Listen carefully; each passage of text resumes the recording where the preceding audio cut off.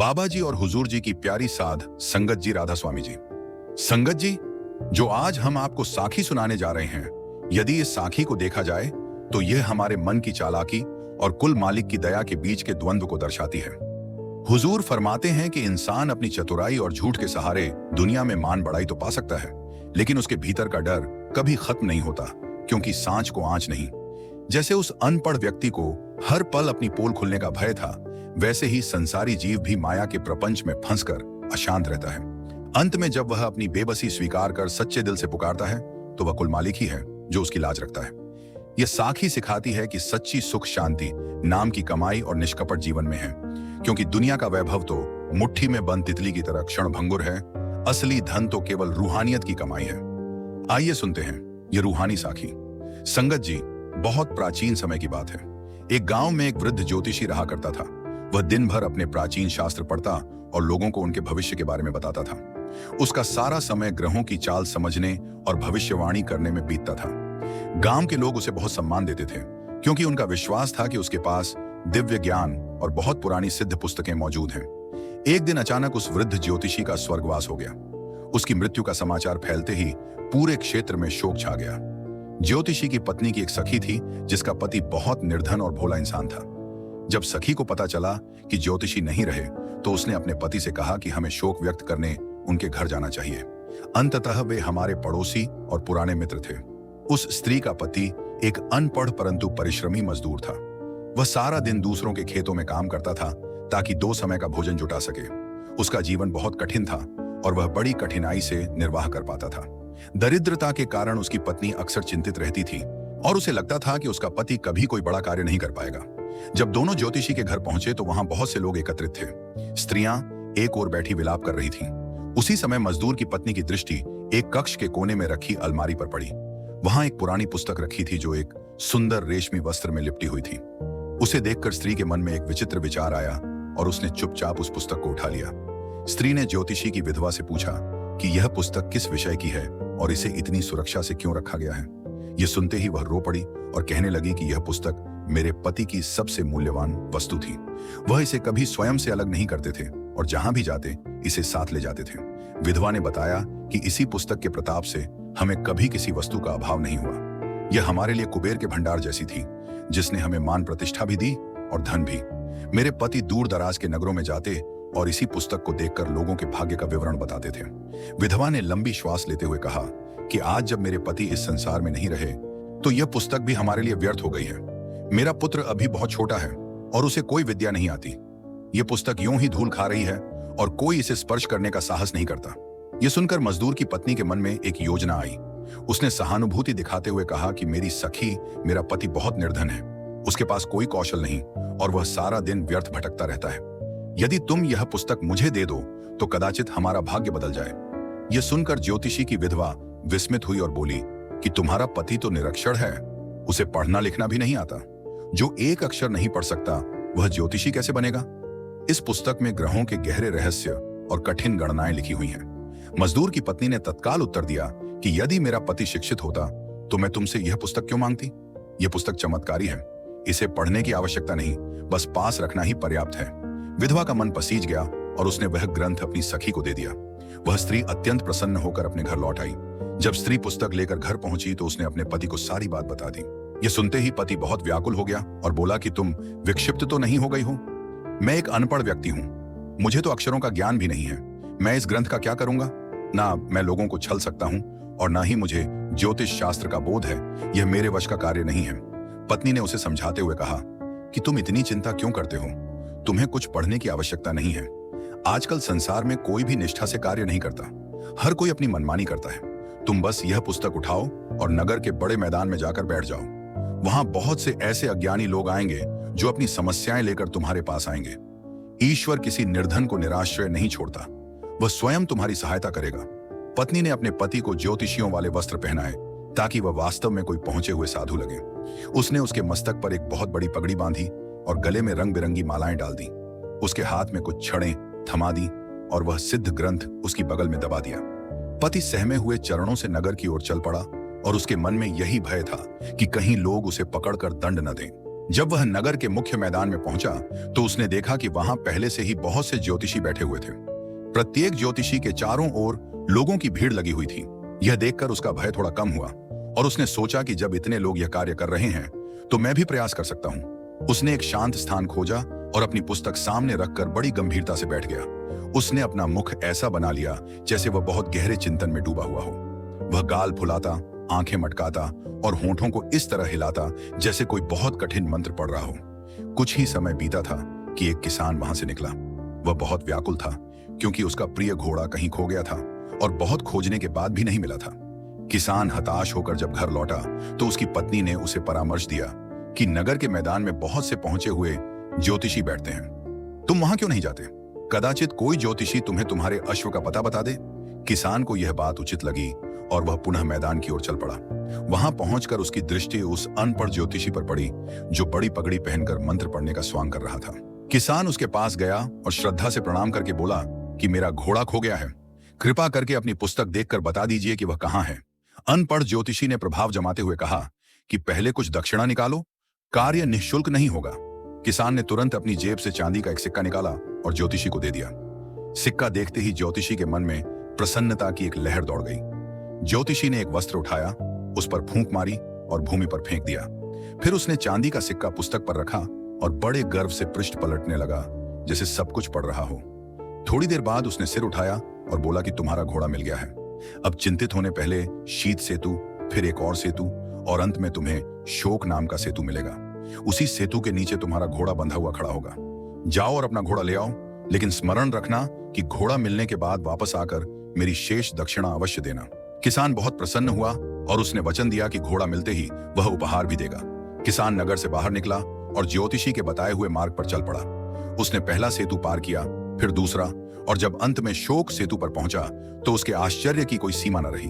वहां वास्तव में उसका घोड़ा खड़ा था। किसान हर्ष से झूम उठा, घोड़े को दुलार किया और उसे लेकर सीधे ज्योतिषी के पास लौट पड़ा ताकि अपना वचन पूरा कर सके। किसान घोड़ा पाकर बहुत अधिक प्रसन्न था। उसने घोड़े के मूल्य का चतुर्थांश पुरस्कार के रूप में ज्योतिषी के सम्मुख रख दिया। किसान ने पूरे नगर में यह बात फैला दी कि यह नया ज्योतिषी बहुत सिद्ध पुरुष है। इसने क्षण भर में मेरे खोए हुए घोड़े का पता बता दिया। देखते ही देखते पूरे नगर में इस अनपढ़ ज्योतिषी की कीर्ति फैल गई और लोग दूर दूर से आने लगे। अब ज्योतिषी के पास लोगों का तांता लग गया था और वह बहुत धन कमाने लगा। हर कोई कहता था कि इसके पास ऐसी पुस्तक है जो लुप्त वस्तुओं का पता क्षणों में बता देती है। ज्योतिषी की पत्नी भी बहुत प्रसन्न थी कि अब उनके घर से दरिद्रता समाप्त हो गई है और बहुत सी धन संपत्ति आ रही है। लेकिन अनपढ़ ज्योतिषी का हृदय भीतर से बहुत डरा और सहमा रहता था। ज्योतिषी हर समय यही सोचता रहता था कि आज नहीं तो कल मेरा रहस्य अवश्य खुलेगा। वह जानता था कि उसे पढ़ना नहीं आता और घोड़े वाली बात तो बस एक संयोग थी। वह मन ही मन कहता कि यदि किसी दिन मैं किसी बड़ी समस्या का समाधान न बता सका तो ये लोग मुझे जीवित नहीं छोड़ेंगे। वह सारा दिन इसी भय और घबराहट में बिताता था। इसी बीच महाराज के राजप्रासाद में एक बहुत बड़ी चोरी हो गई। चोर महाराज का शाही कोष उड़ा ले गए और इस तरह अदृश्य हुए कि उनका कोई सुराग न मिला। जब महाराज को इस चोरी का पता चला तो वह क्रोध से लाल पीले हो गए। उन्होंने तुरंत अपने मंत्रियों, सैनिकों और प्रहरियों को सभा में बुलाया और उन पर बहुत क्रोध किया। महाराज ने सैनिकों को आदेश दिया कि तुम्हारे पास केवल दो मार्ग हैं, या तो चोरों को पकड़कर मेरा कोष वापस लाओ या फिर मृत्यु दंड के लिए तैयार हो जाओ। सैनिक और मंत्री भय से कांपने लगे और पूरे राज्य में चोरों की खोज आरंभ हो गई। प्रत्येक गली और कोना छान मारा गया मगर कोष कहीं नहीं मिला। जब सैनिक निष्फल होकर लौट आए तो महाराज ने क्रोध में नया आदेश जारी किया। उन्होंने कहा कि जब सैनिक असफल हो गए हैं तो नगर के समस्त ज्योतिषियों और पंडितों को मेरे सम्मुख प्रस्तुत किया जाए। यदि वे कोष खोजने में असमर्थ रहे तो सबको मृत्यु दंड दिया जाएगा। मैं नहीं चाहता कि कोई मिथ्या ज्योतिषी लोगों को मूर्ख बनाता फिरे। राजकीय सैनिक मैदान में पहुंचे और वहां बैठे समस्त ज्योतिषियों को पकड़कर महल ले आए। उनमें वह अनपढ़ ज्योतिषी भी था जो भय के मारे पीला पड़ गया था। महाराज ने सबके सम्मुख घोषणा की कि मेरा कोष चोरी हो गया है और तुम सबको मिलकर उसे खोजना होगा। यदि तुम असफल रहे तो किसी के प्राण नहीं बचेंगे। सभा में सन्नाटा छा गया और किसी ज्योतिषी का साहस नहीं हो रहा था कि वह कुछ बोले। महाराज ने फिर गरज कर कहा कि क्या तुम सबकी जिह्वा कट गई है? तुम तो लोगों को भाग्य बताते थे, अब मौन क्यों हो? बड़े बड़े ज्योतिषी और विद्वान भय के मारे कांप रहे थे। महाराज का क्रोध देखकर समस्त ज्योतिषी घुटनों के बल झुक गए और अनुनय विनय करने लगे। उन्होंने कहा कि हे अन्नदाता, आप हमें चाहे मार दें या जला दें, हम कोष खोजने में असमर्थ हैं। परंतु हमारे मध्य एक ऐसा ज्योतिषी है जिसने किसान का खोया हुआ अश्व क्षण भर में खोज निकाला था। यह कहते हुए उन्होंने अनपढ़ ज्योतिषी की ओर संकेत कर दिया। महाराज ने अनपढ़ ज्योतिषी की ओर देखा और आदेश दिया कि अब तुम ही मेरा कोष खोजोगे। बेचारे ज्योतिषी ने बहुत प्रयास किया कि वह इस विपत्ति से बच जाए, मगर महाराज ने स्पष्ट कह दिया कि यदि कोष न मिला तो किसी को जीवित नहीं छोड़ा जाएगा। समस्त ज्योतिषी उसके इर्द गिर्द एकत्रित हो गए और हाथ जोड़कर विनती करने लगे कि भगवान के लिए कुछ करो, अन्यथा हम सब मारे जाएंगे। जब सब ज्योतिषियों ने उस बेचारे पर दबाव डाला तो उसने सोच लिया कि अब बचने का कोई मार्ग नहीं है। उसने मन में कहा कि मृत्यु तो अब निश्चित है, क्यों न मरने से पूर्व कुछ दिन राजसी ठाट बाट से व्यतीत कर लिए जाएं। उसने साहस जुटाया और महाराज से कहा कि हे महाराज, मुझे इस कार्य के लिए 40 दिन का समय दिया जाए ताकि मैं एकांत में बैठकर ग्रहों की गणना कर सकूं। महाराज ने उसकी प्रार्थना स्वीकार कर ली और उसे समय दे दिया। ज्योतिषी ने सोचा कि इन 40 दिनों में वह उत्तम भोजन खाएगा, विश्राम करेगा और फिर जो भाग्य में होगा देखा जाएगा। महाराज ने आदेश दिया कि प्रतिदिन ज्योतिषी के घर सर्वश्रेष्ठ राजसी भोजन भेजा जाए। ज्योतिषी घर आया और अपनी पत्नी को सब कुछ बता दिया और कहा कि तुम्हारे परामर्श ने मुझे अब फांसी के फंदे तक पहुंचा दिया है। पत्नी ने उसे धैर्य बंधाया और कहा कि घबराने की आवश्यकता नहीं, ईश्वर कोई ना कोई मार्ग अवश्य निकालेगा। ज्योतिषी ने महाराज से कहा था कि वह एकांत में रहना चाहता है, इसलिए उसने घर के एक कक्ष को आरक्षित कर लिया। महाराज के रसोइयों ने प्रतिदिन एक बड़ा मिट्टी का मटका भरकर स्वादिष्ट भोजन भेजना आरंभ कर दिया। ज्योतिषी ने पत्नी से कहा कि इन 40 मटकों को गिनकर एक स्थान पर रखते जाना। दूसरी ओर जिन चोरों ने शाही कोष चुराया था वे बहुत भयभीत थे। जब उन्हें पता चला कि एक सिद्ध ज्योतिषी कोष खोजने में लगा है तो उनकी निद्रा उड़ गई। चोरों के सरदार ने अपने एक साथी को गुप्तचर बनाकर ज्योतिषी के घर भेजा ताकि वह पता लगा सके कि ज्योतिषी को क्या झात हो चुका है। वह गुप्तचर रात्रि के अंधकार में ज्योतिषी की छत पर जाकर बैठ गया। संयोग से उसी समय ज्योतिषी और उसकी पत्नी कक्ष में थे। जैसे ही रात्रि के भोजन का पहला मटका भीतर लाया गया, ज्योतिषी ने गहरी आह भरी और पत्नी से कहा कि देखो प्रिय, इन 40 में से पहला तो आ गया। ज्योतिषी का संकेत पहले मटके की ओर था, मगर छत पर बैठे चोर ने समझा कि ज्योतिषी को पता चल गया है कि पहला चोर वहीं उपस्थित है। यह सुनते ही गुप्तचर बुरी तरह घबरा गया और कांपता हुआ अपने सरदार के पास पहुंचा। उसने हांफते हुए बताया कि वह ज्योतिषी कोई साधारण मनुष्य नहीं है। उसने मुझे देखे बिना ही पहचान लिया कि मैं वहां हूं। सरदार ने उसे डांटा और कहा कि तुम बहुत कायर हो। कदाचित उसने किसी और बात पर ऐसा कहा होगा, लेकिन चोर अड़ा रहा कि ज्योतिषी ने उसे ही पहला कहकर पुकारा था। अगले दिन सरदार ने एक और चोर को भेजा ताकि वह जाकर वास्तविकता झांत करे। दूसरा चोर भी छत पर जा छिपा और भीतर की बातें सुनने लगा। उसी समय दूसरा मटका भीतर लाया गया था।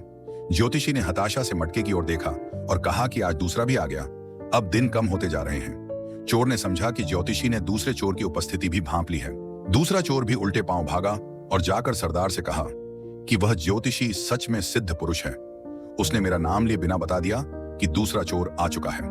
अब चोरों के दल में खलबली मच गई। सरदार को अब भी पूर्ण विश्वास नहीं हो रहा था और उसने सोचा कि शायद उसके साथी डरपोक हैं, इसलिए उसने स्वयं जाने का निर्णय किया। तीसरी रात्रि चोरों का सरदार स्वयं ज्योतिषी की छत पर पहुंचा और कान लगाकर सुनने लगा। उसी समय कक्ष में तीसरा बड़ा मटका लाया गया।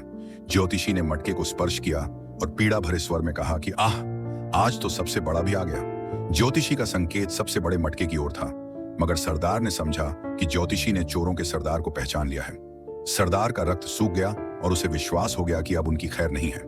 वह तुरंत छत से उतरा और अपने साथियों से कहा कि हमें इस ज्योतिषी से क्षमा मांग लेनी चाहिए, अन्यथा वह महाराज को सब कुछ बता देगा और हमारे प्राण संकट में पड़ जाएंगे। चोरों ने निश्चय कर लिया कि वे ज्योतिषी के पास जाकर सत्य बता देंगे और उसे प्रलोभन देकर अपनी जान बचाने का प्रयास करेंगे। चोरों का सरदार भय से थर-थर कांप रहा था और उसे अपनी मृत्यु साक्षात दिखाई दे रही थी। उसने अपने समस्त साथियों को एकत्रित किया और कहा कि अब चालाकी काम नहीं आएगी, हमें इसके सम्मुख समर्पण करना ही पड़ेगा। अर्धरात्रि का समय था जब ज्योतिषी के द्वार पर जोर जोर से दस्तक हुई। ज्योतिषी और उसकी पत्नी सहम कर उठ बैठे। ज्योतिषी ने सोचा कि कदाचित महाराज के सैनिक उसे अब ले जाने आए हैं। उसने कांपती वाणी में पूछा कि बाहर कौन है। बाहर से विनीत स्वर आया कि हम आपके सेवक हैं, कृपा करके द्वार खोलिए, हम आपसे शरण मांगने आए हैं। ज्योतिषी ने डरते डरते द्वार खोला तो सामने कुछ व्यक्ति खड़े थे जिनके मुख ढंके हुए थे। उनके सरदार ने आगे बढ़कर ज्योतिषी के चरण पकड़ लिए और रोने लगा। वह बोला कि हे महान सिद्ध पुरुष, हमसे बहुत बड़ी भूल हो गई, हमें क्षमा कर दीजिए। आपने तो हमें पहले ही दिन पहचान लिया था और हम मान गए कि आप सच में त्रिकालदर्शी और सबसे बड़े ज्योतिषी हैं। ज्योतिषी पहले तो विस्मित हुआ कि ये लोग क्या कह रहे हैं, मगर फिर उसे सारी बात समझ आ गई। उसने अपनी घबराहट छिपाई और रौबदार आवाज में बोला कि तुम्हें क्या लगा था कि तुम मुझसे छिप सकोगे? मैं तो तुम्हारी हर चेष्टा देख रहा था। अब बताओ क्या चाहते हो? चोरों ने हाथ जोड़कर कहा कि हम आपको शाही कोष का पता बता देंगे, बस आप महाराज से हमारा उल्लेख न करें और हमारे प्राण बचा लें। हमने अभी तक कोष को स्पर्श भी नहीं किया है और वह एक पहाड़ी गुफा में सुरक्षित पड़ा है। हम आपको उसका अंश भी देंगे और सदैव आपके दास बनकर रहेंगे। बस हमें यमराज के दूतों झल्लाद के हवाले न कीजिए। ज्योतिषी ने मन में सोचा कि यह तो ईश्वर की ओर से दैवीय सहायता हो गई। उसने बड़ी शान से कहा कि मुझे तुम्हारा अधर्म का धन नहीं चाहिए, बस चुपचाप मुझे उस स्थान पर ले चलो जहां तुमने कोष छिपाया है। यदि वहां से एक सिक्का भी कम निकला तो स्मरण रखना, मैं ग्रहों की शक्ति से तुम्हारा ऐसा हाल करूंगा कि संसार देखता रह जाएगा। चोर तुरंत उसे वहां ले चलने पर सहमत हो गए। रात्रि के अंधकार में चोर ज्योतिषी को नगर से दूर एक घनी पहाड़ी के पास ले गए। वहां एक छोटी सी गुफा थी जिसका मार्ग झाड़ियों में छिपा हुआ था। भीतर प्रवेश करते ही ज्योतिषी की आंखें फटी की फटी रह गईं। वहां महाराज का सारा स्वर्ण, चांदी और रत्न चमक रहे थे। ज्योतिषी ने संतोष की श्वास ली कि अब उसके प्राण बच गए हैं। ज्योतिषी ने चोरों से कहा कि अब तुम यहां से पलायन कर जाओ और पुनः कभी चोरी मत करना। यदि फिर कोई अनुचित कार्य किया तो मेरी दृष्टि से बच नहीं पाओगे। चोर प्राण बचने की प्रसन्नता में ज्योतिषी का आभार व्यक्त करते हुए अंधकार में लुप्त हो गए। ज्योतिषी ने गुफा के मार्ग को भली भांति स्मरण कर लिया और प्रातः होने की प्रतीक्षा करने लगा। अगली सुबह ज्योतिषी बड़ी शान से सभा में पहुंचा और उसका मुख प्रसन्नता से दमक रहा था। महाराज ने उसे देखते ही पूछा कि हे ज्योतिषी, क्या तुमने मेरा कोष खोज लिया या मृत्यु के लिए तैयार होकर आए हो? ज्योतिषी ने मुस्कुराकर उत्तर दिया कि महाराज, ग्रहों ने मुझे सब बता दिया है। आपका कोष सुरक्षित है और अमुक पहाड़ी की गुफा में रखा हुआ है। महाराज अपने सैनिकों के साथ बताए हुए स्थान पर पहुंचे और जब गुफा के भीतर कोष देखा तो उनकी प्रसन्नता का कोई ठिकाना न रहा। उन्होंने ज्योतिषी को गले लगा लिया और उसे बेशुमार पुरस्कारों से पुरस्कृत किया। पूरे नगर में घोषणा करवा दी गई कि यह ज्योतिषी संसार का सबसे बड़ा विद्वान है। मगर महाराज के मन में अभी एक और परीक्षा शेष थी जिससे ज्योतिषी सर्वथा अनभिज्ञ था। कोष मिलने के बाद ज्योतिषी की कीर्ति पूरे देश में फैल चुकी थी। अब वह कोई साधारण मजदूर नहीं रहा था, बल्कि राज परिवार का विशेष व्यक्ति बन चुका था। महाराज उसकी बुद्धिमानी से इतने प्रभावित हुए कि उन्होंने महल के निकट उसे एक भव्य भवन दे दिया और बहुत सारा स्वर्ण उपहार में दिया। ज्योतिषी की पत्नी अब रेशमी वस्त्र पहनती थी और स्वयं को किसी महारानी से कम नहीं समझती थी। दोनों अपने नए जीवन से बहुत प्रसन्न थे। महाराज ने एक बहुत बड़े भोज का आयोजन किया जिसमें देश के समस्त ज्योतिषियों और विद्वानों को आमंत्रित किया गया। उस सभा में अनपढ़ ज्योतिषी को सबसे ऊंचे आसन पर बिठाया गया क्योंकि उसने वह कार्य कर दिखाया था जिसमें शेष सब असफल हो गए थे। दूसरे ज्योतिषी उसे ईर्ष्या और विस्मय की दृष्टि से देख रहे थे क्योंकि वे जानते थे कि कोष खोजना कोई साधारण बात नहीं थी। भोज के दौरान ज्योतिषी बहुत गर्व से बैठा हुआ था और स्वयं को वास्तव में एक महान व्यक्ति समझने लगा था। उसके हृदय से वह भय निकल चुका था जो पहले दिन उसे सताता था। वह भूल गया था कि यह सब केवल संयोग और चोरों की अज्ञानता के कारण हुआ था। वह अपनी बड़ी पगड़ी संभालता और लोगों की प्रशंसा सुनकर मुस्कुराता रहता था, जैसे वह सचमुच अंतर्यामी हो। जब महाराज ने देखा कि ज्योतिषी बहुत अधिक आत्मविश्वासी हो गया है तो उनके मन में एक कौतूहल उत्पन्न हुआ। वह यह देखना चाहते थे कि यह ज्योतिषी सच में दिव्य ज्ञान रखता है या केवल उसके भाग्य ने उसका साथ दिया है। महाराज ने चुपके से अपने पास लगे एक पुष्प पर बैठी तितली को अपनी मुट्ठी में दबोच लिया और हाथ इस तरह बंद कर लिया कि न तितली को क्षति पहुंचे और न किसी को कुछ दिखाई दे। महाराज ने सभा में उपस्थित समस्त ज्योतिषियों की ओर देखा और उच्च स्वर में कहा कि हे बुद्धिमान लोगों, मैं तुम सबका एक अंतिम परीक्षण लेना चाहता हूं। जो इसमें सफल हुआ वही मेरा सबसे प्रिय परामर्शदाता बनेगा और जो असफल हुआ वह मिथ्या सिद्ध होगा। यह सुनते ही सभा में सन्नाटा छा गया और सब ज्योतिषी एक दूसरे का मुख देखने लगे। महाराज ने अपनी बंद मुट्ठी सबके सम्मुख उठाई और पूछा कि बताओ, मेरी इस मुट्ठी के भीतर क्या है? यदि तुम वास्तव में ज्योतिष विद्या जानते हो तो तुम्हें यह छोटी सी बात भी ज्ञात होनी चाहिए। समस्त ज्योतिषियों के पसीने छूट गए क्योंकि बंद मुट्ठी में क्या है इसका अनुमान लगाना असंभव था। सब मौन खड़े रहे और किसी का साहस नहीं हुआ। काफी देर तक जब कोई उत्तर नहीं आया तो महाराज क्रोध में बोले कि क्या तुम सबके दावे झूठे हैं? क्या यहाँ कोई भी ऐसा नहीं जो बता सके कि मेरी मुट्ठी में क्या छिपा है? एक वृद्ध ज्योतिषी आगे बढ़ा और बोला कि महाराज, यह विद्या हमारे वश की नहीं। यह तो वही बता सकता है जिसने आपका लुप्त कोष खोजकर अपनी योग्यता सिद्ध की थी। अब महाराज ने अनपढ़ ज्योतिषी की ओर देखा और कहा कि हाँ ज्योतिषी महोदय, अब आपकी बारी है। बताइए कि मेरी मुट्ठी में क्या है। यदि आपने सही उत्तर दिया तो मैं आपको आधा राज्य दे दूंगा, लेकिन यदि गलत सिद्ध हुए तो आपकी सारी संपत्ति वापस ले ली जाएगी और आपको नगर से निष्कासित कर दिया जाएगा। यह सुनते ही अनपढ़ ज्योतिषी के पैरों तले भूमि खिसक गई। उसे लगा कि अब उसका अंतिम समय आ गया है। उसने अपनी पुस्तक के पृष्ठ पलटे, आकाश की ओर देखा और मन ही मन स्वयं को कोसने लगा कि काश उसने यह असत्य न बोला होता। वह जानता था कि अब कोई तुकबंदी काम नहीं आएगी और उसका शरीर पसीने से तर हो गया। ज्योतिषी को मौन देखकर महाराज गरज कर बोले कि शीघ्र बोलो, तुम्हारे पास केवल 1 मिनट है, अन्यथा मृत्यु दंड दिया जाएगा। ज्योतिषी ने सोचा कि अब सत्य के अतिरिक्त कोई मार्ग नहीं, मगर वह सत्य भी ऐसे शब्दों में कहना चाहता था कि कदाचित कोई चमत्कार हो जाए। उसने अपना पूरा जीवन आंखों के सामने घुमा लिया और एक लंबी ठंडी श्वास ली। महाराज की बंद मुट्ठी देखकर ज्योतिषी का बुरा हाल था। उसे लग रहा था कि अब उसकी आयु के अंतिम क्षण है। सभा में उपस्थित प्रत्येक आंख उसे देख रही थी। दूसरे ज्योतिषियों के चेहरों पर व्यंग्य भरी मुस्कान थी, क्योंकि वे चाहते थे कि यह अनपढ़ ज्योतिषी असफल हो जाए। ज्योतिषी ने सोचा कि अब मौन रहना ही श्रेयस्कर है और अपने भाग्य पर कोई अंतिम वाक्य कहकर परिणाम के लिए तैयार हो जाऊं। ज्योतिषी को अपना पुराना जीवन स्मरण आया जब वह निर्धन था और उसकी पत्नी ने उसे इस कठिन कार्य में डाल दिया था। उसे वह दिन याद आया जब वह प्रथम बार मैदान में बैठा था और किसान उसके पास आया था। उसे अपनी विवशता पर रोना आ रहा था, लेकिन उसने धैर्य नहीं खोया। उसने सोचा कि मरना तो है ही, क्यों न अपनी स्थिति को ही शब्दों में व्यक्त कर दूं। ज्योतिषी ने एक गहरी सांस ली और महाराज की ओर देखकर अत्यंत दुखी स्वर में कहा, हे महाराज, मनुष्य का जीवन भी बड़ा विचित्र है। पहली बार वह बच निकलता है, दूसरी बार भी भाग्य उसका साथ देता है, लेकिन हे मेरे भाग्य, तीसरी बार वह मुट्ठी में बंद तितली की तरह फंस ही जाता है। उसका संकेत अपनी आत्मा की ओर था कि अब वह पूरी तरह फंस चुका है। जैसे ही ज्योतिषी ने मुट्ठी में बंद तितली के शब्द कहे, पूरी सभा में सन्नाटा छा गया। महाराज की आंखें विस्मय से फैल गईं। महाराज ने तुरंत अपनी मुट्ठी खोली तो उसके भीतर से एक सुंदर रंगीन तितली निकलकर उड़ने लगी। महाराज झट से अपने आसन से खड़े हो गए और ऊंचे स्वर में बोले, अद्भुत, तुम तो वास्तव में सिद्ध पुरुष हो। तुमने बिल्कुल सही पहचाना कि मेरी मुट्ठी में तितली है। सभा जयकारों के नारों से गूंज उठी। महाराज को विश्वास हो गया कि ज्योतिषी ने अपनी दिव्य दृष्टि से मुट्ठी के भीतर देख लिया था। ज्योतिषी स्वयं भी आश्चर्यचकित रह गया कि उसने तो अपने भाग्य को कोसने के लिए तितली का उदाहरण दिया था, लेकिन वही उसके उद्धार का मार्ग बन गई।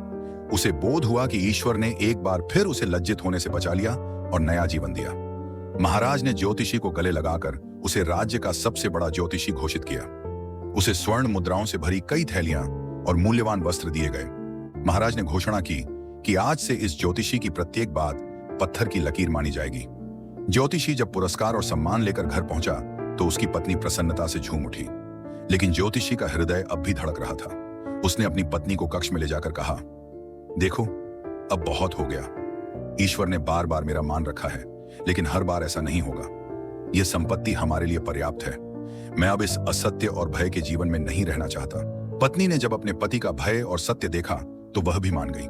ज्योतिषी अगले दिन महाराज के पास गया और बड़ी विनम्रता से कहा, महाराज, ग्रहों ने मुझे संकेत दिया है कि अब मेरी अंतर्दृष्टि की शक्ति समाप्त हो रही है और मुझे शेष जीवन भक्ति और साधना में व्यतीत करना चाहिए। इसलिए मुझे अब इस कार्य से मुक्त कर दिया जाए। महाराज ने उसकी निष्ठा पर उसे अनुमति दे दी।